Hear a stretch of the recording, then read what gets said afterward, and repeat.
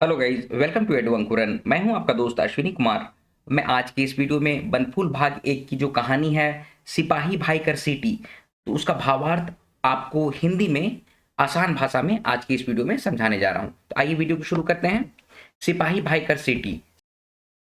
सिपाही भाई कर सिटी कहानी के जो लेखक हैं उनका नाम है रामावतार जी। आइए कहानी को देखते हैं। Ring ring ring ring. Hello manager साहब, मोय सर एडवर्ड ओनिलेली बोलत हों।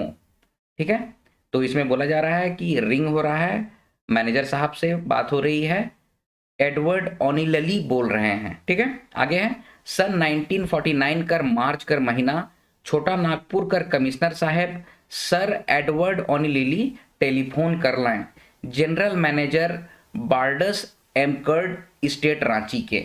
ठीक है, तो 1949 का जो मार्च का महीना था उसमें छोटा नागपुर का जो कमिश्नर साहब थे जिसका नाम था सर एडवर्ड ओनिलेली, वो टेलीफोन करते हैं जनरल मैनेजर को। ठीक है, जिनका नाम है बार्डस एमकर्ड स्टेट रांची, रांची स्टेट के ये जनरल मैनेजर हैं। ठीक है, हुकुम दिलाएं ई बेचरंगा के 15 रुपया महीना पढ़े खर्चा दे दे।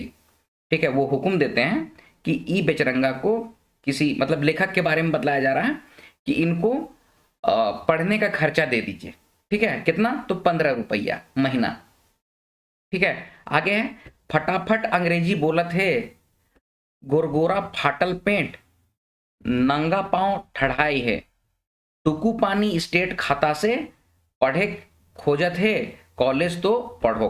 अब इसका मतलब क्या है कि फटाफट अंग्रेजी में वो बात कर रहे हैं और बोल रहे हैं कि गोरगोरा फाटल पैंट, मतलब कि गोरगोरा फाटल पैंट किसको कहा जाता है कि जो मन मसुआए के जो खड़ा रहता है ना, तो उसी को बोला जाता है गोरगोरा फाटल पैंट।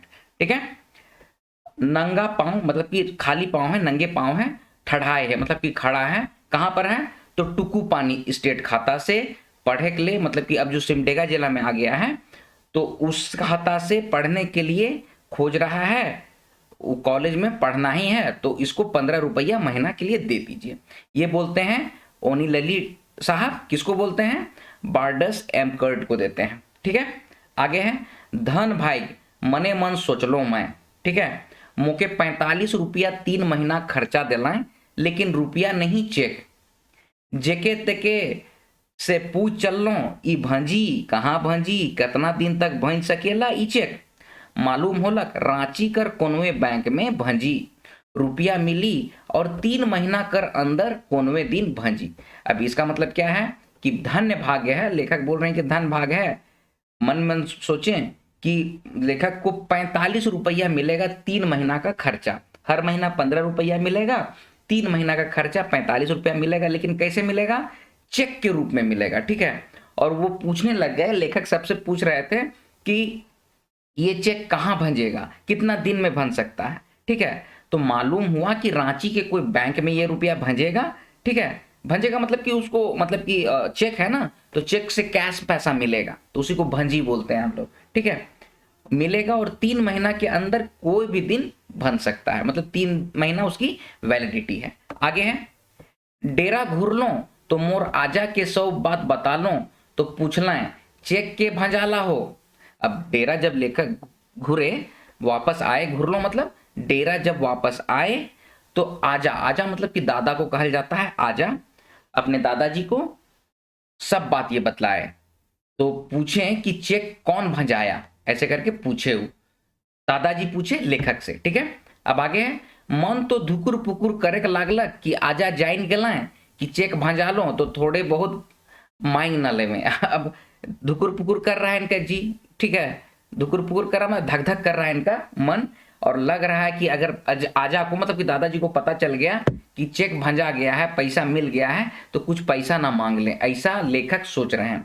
आगे है मोय कहलो नहीं, मोर आजा कहलाएं ठीके है हो, एखन चेक भंजाए के जरूरत नखे, पाछे कॉलेज जाए के बेरा भंजाबा, एखन तो रांची से घर जाए के पैसा है ये है, मोर जीव हाय करलक, सोच लो झूठो मोय आजा के अनविश्वास कर लो, उके तो पैसा के लालचे नहीं रहे, पैसा लेवे के नियत नहीं रहे। अब इसमें क्या है कि इसमें बोल रहे हैं कि लेखक कहते हैं कि चेक नहीं भंजाया है, तो उनके आजा हैं मतलब उनके दादा कहते हैं कि ठीक है अभी चेक नहीं भंजाया है तो उसको भंजाने की जरूरत भी नहीं है, पाछे कॉलेज जाए बेरा, मतलब कि जब कॉलेज जाओगे उस समय भंजा लेना, ठीक है। और अभी तो रांची घर जाए के पैसा है ये है, रांची से घर जाने का पैसा तो है ये है, ठीक है। और मोर जीव हाय करलक, मतलब कि लेखक को ना थोड़ा खराब लगा। क्यों खराब लगा? कि सोचे लेखक कि झूठो दादा के अंधविश्वास करलक। अंधविश्वास मतलब कि दादा में विश्वास नहीं किए, ठीक है। और उनको पैसा का लालच तो है ही नहीं था, मतलब दादा को पैसा का लालच तो नहीं था, तो पैसा लेने का नियत भी नहीं था। इस सोच के लेखक को खराब लगा, ठीक है। आगे है, चेक के तो मैं भंजाई चुक रहूं और पैसा के दे रहूं खोचाए, कि आजा देख ना लेवाएं और मांग ना लेवाएं। अब क्या है कि चेक जो था ना वो तो भंजा चुका था, मतलब कि पैसा इनको मिल चुका था, ठीक है। और पैसा जो इनको मिला था ना उसको खोचाए, खोचाए मतलब कि खोचा खोचा में रख लेता है ना, दबा के रख लिए थे पैसा को, ठीक है। तो वही चीज को बोला जाता है खोचाए, ठीक है। छिपा के या दबा के पैसा को रख लिए थे, ठीक है। और आजा देख, कहीं आजा देख ना लें और ई पैसा को मांग ना लें, ई सोच के वो इस तरह से किए थे। क्या किए थे? पैसा को छुपा के रख दिए थे, ठीक है। अब आगे है, ऊ दिनक दिने 45 रुपया कम नहीं रहे, 3 रुपया 6 आना में महीना भर दाल, दूगो तियन, एगो भुजिया, चटनी, नींबू, प्याज, ठीक है। तो अब यहाँ पर कह रहे हैं लेखक कि उस समय 45 रुपया कोई कम रुपया नहीं था, ठीक है। 3 रुपया 6 आना में महीना भर का दाल, चावल, दूगो तियन, तियन मतलब कि सब्जी, ठीक है, एक भुजिया, चटनी, नींबू, प्याज, नींबू मतलब कि नींबू को नींबू बोलते हैं, प्याज, दू सांझ पटना रांची शहर कर होटल मेस मन में मिलत रहे मजा से। मतलब इस तरह का खाना, 2 समय का खाना, 3 रुपया, यहाँ पर क्या लिखा हुआ है, 3 रुपया 6 आना में महीना भर के लिए ऐसा मिलता था, 2 टाइम खाना, ठीक है। आगे है, कॉलेज पढ़े का लालसा रहे और पास में 45 रुपया, लालसा हो तो कैसे नहीं, मंगल पेशकार कर बेटा गोडविन कॉलेज में पढ़त रहे, सूट बूट पिंधत रहे, टाई बांधत रहे। अब देखिए यहाँ पर लेखक कह रहे हैं कॉलेज में पढ़ने का इनका लालसा था और पास में 45 रुपया भी था। और लालसा हो भी तो क्यों नहीं हो, मंगल पेशकार कोई था, पेशकार किसको कहते हैं, कोर्ट में होते हैं ना एक पेशकार, तो उसी को पेशकार कहा जाता है, कोर्ट में होते हैं। या पहले उस समय कोठी हुआ करती थी, डीसी ऑफिस होता है, जैसे कलेक्टर का ऑफिस होता है, तो वहां पर पेशकार हुआ करते हैं, ठीक है। जो मतलब बतलाते हैं कि ये आ रहे हैं, या फिर आपका अगला, जिस जो कोर्ट में वो बोलते हैं कि आपका अगला मुकदमा ये है, तो इस तरह का एक आदमी बोलता है, तो उसी को कहा जाता है पेशकार, ठीक है। तो पेशकार का बेटा गॉडविन कॉलेज में पढ़ता था, सूट बूट पहनता था और टाई बांधता था। तो उसी बात को लेखक यहाँ पर बोल रहे हैं।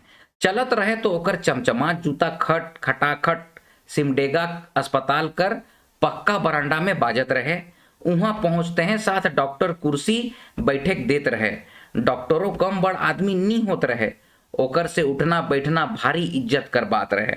अब यहाँ पर लेखक कह रहे हैं कि जो गोडविन कॉलेज में जो लड़का पढ़ता था ना पेशकार का, वो जब जूता पहनता था एकदम चमचमाता हुआ, ठीक है, सूट बूट पहनता था और जूता पहन के जब चलता था तो खट खटाखट खट सिमडेगा के अस्पताल के पक्का बरामदा मतलब कि बरामदा में जब चलता था तो खटाखट की आवाज होती थी, ठीक है। और पहुंचते साथ डॉक्टर कुर्सी बैठने के लिए उसको देते थे, और डॉक्टर भी कोई कम बड़ा आदमी तो नहीं होता है, उससे उठना बैठना भी बहुत बड़ी इज्जत की बात होती है। यहाँ पर ये लिखा हुआ आगे है, कॉलेज पढ़ के हुई चलो मोई कॉलेज, पहुंच लो संत कोलंबस कॉलेज हजारीबाग, ठकठकालो प्रिंसिपल मारखम साहब कर दरवाजा, मारखम साहब आवाज दिलाएं, हाँ अंदर आओ। मोय अंदर गेलो, तब मारखम साहब पूछलें का चाही, मोय कहलो राउर कॉलेज में पढ़ूं, मोर ठन 45 रुपया है। प्रिंसिपल साहब मुस्कालें, कहलें ठीक ठाक से दरखास्त फार्म भर दे, मोय देखूं। अब यहाँ पर है, इस पैराग्राफ में लेखक कह रहे हैं कॉलेज तो पढ़ना ही था, मन में था कि एकदम कॉलेज पढ़ना ही है, तो चले ये कॉलेज के लिए, ठीक है। और पहुंच गए कहाँ, संत कोलंबस कॉलेज हजारीबाग, ठीक है। और प्रिंसिपल का दरवाजा को ठकठकाते हैं, प्रिंसिपल का नाम क्या है, मारखम साहब, और साहब आवाज देते हैं अंदर आओ। तो लेखक अंदर गए, तब मारखम साहब पूछते हैं कि क्या चाहिए, तो लेखक कहते हैं कि आपके कॉलेज में पढ़ना चाहता हूँ, और मतलब आपके कॉलेज में पढ़ना चाहता हूँ, ठीक है। तो मेरे पास 45 रुपया है, मोर ठन, यहाँ पर क्या लिखा हुआ ठन, तो मेरे ठन, ठन का मतलब होता है पास, ठीक है, मेरे पास, ठीक है, तो उसको कहते हैं मोर ठन, ठीक है, 45 रुपया है। तो प्रिंसिपल साहब मुस्कुराते हैं और कहते हैं ठीक ठाक से दरखास्त फॉर्म भर दो, मैं देखूंगा। ठीक है, अब आगे है, मैं सोच लूं ई प्रिंसिपल तो देखमू भैर कहेला का जानी कॉलेज में भर्ती करे कि नहीं। मुके विश्वास नहीं होला कि उ कॉलेज में मोर नाम लिखाई।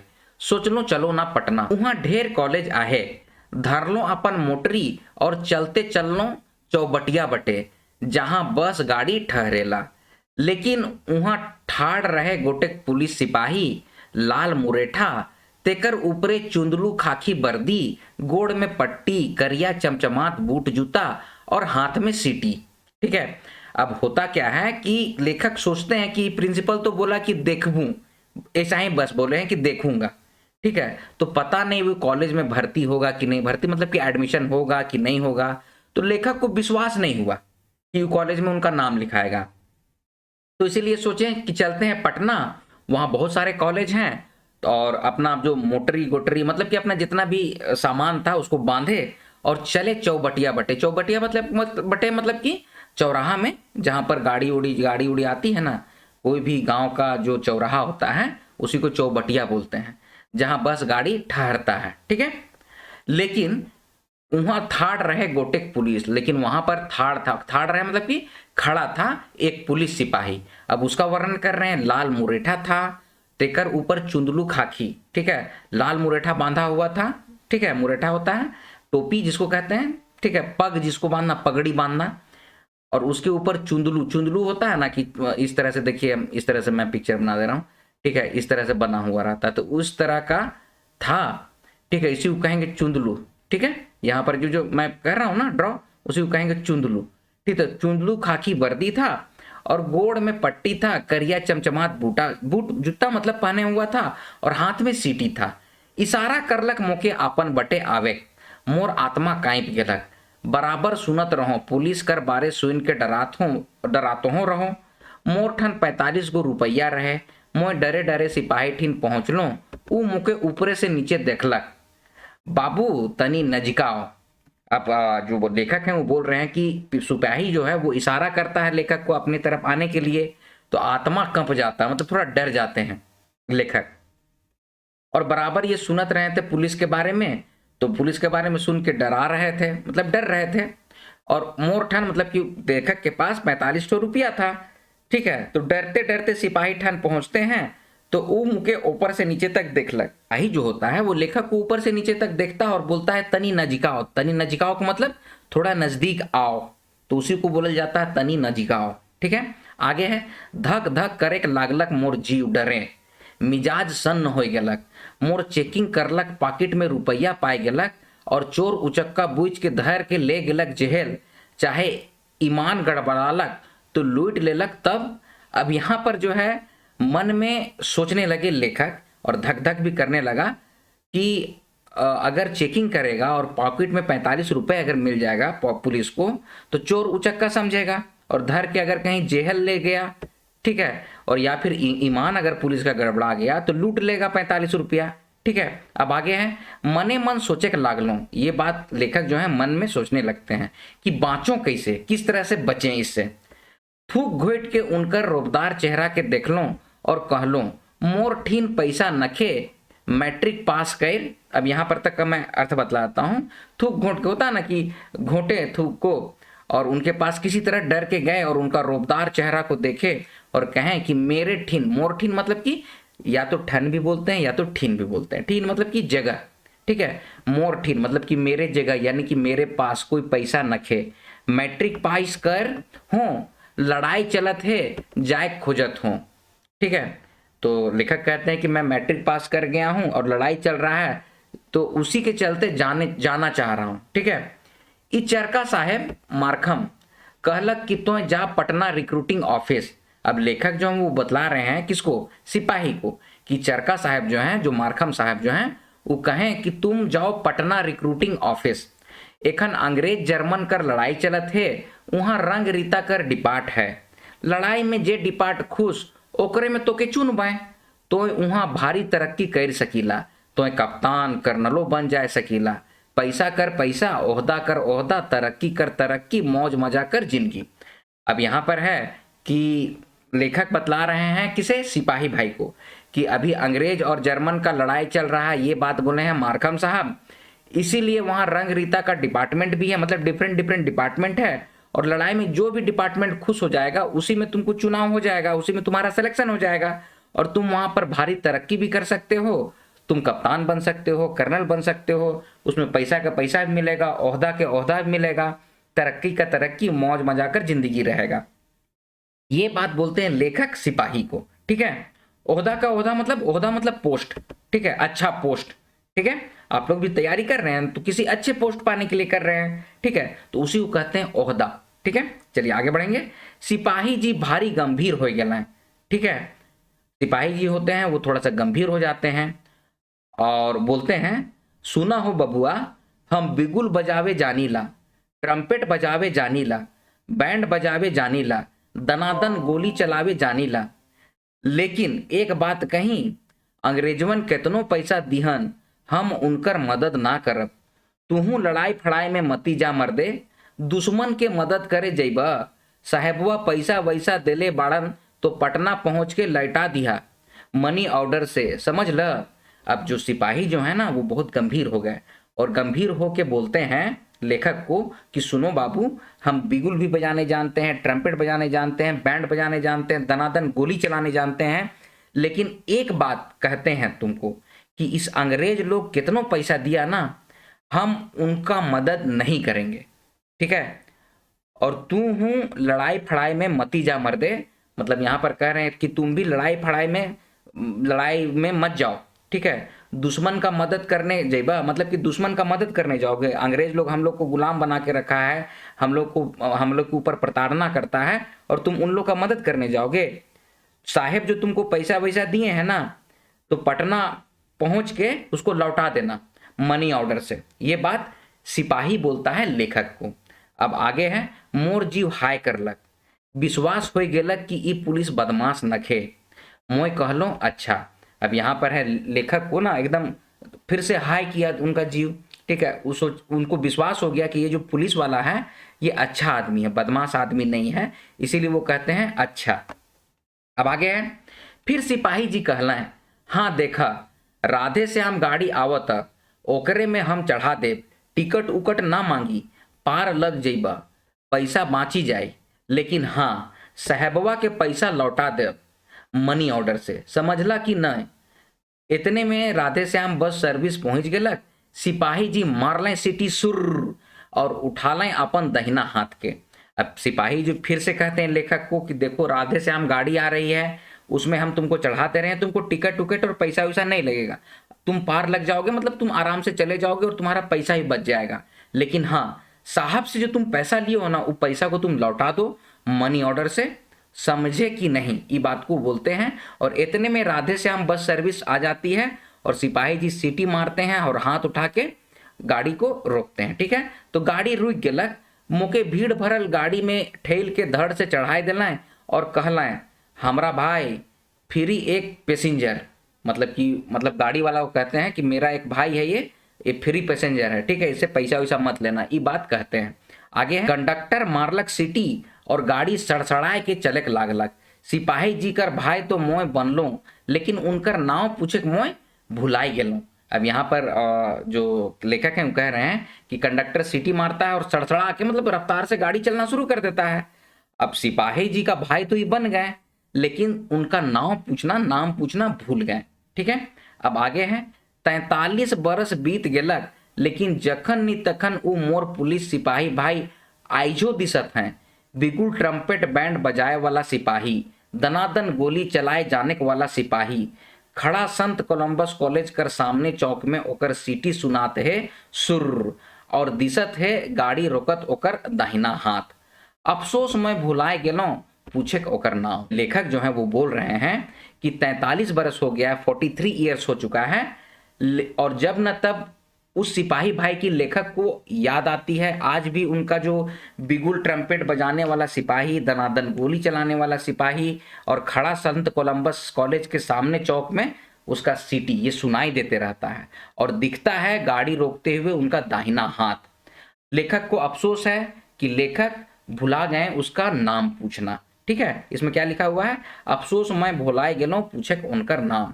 ठीक है, तो लेखक को उनको बहुत अफसोस है कि उस सिपाही भाई का नाम नहीं पूछ पाए। तो दोस्तों ये है कहानी का भावार्थ। आई होप इसको आप बहुत अच्छे तरीके से समझ गए होंगे। आज का वीडियो अब यहीं पर समाप्त होता है, मिलते हैं अगले वीडियो में, तब तक आप लोग अपना ख्याल रखिए। जय हिंद।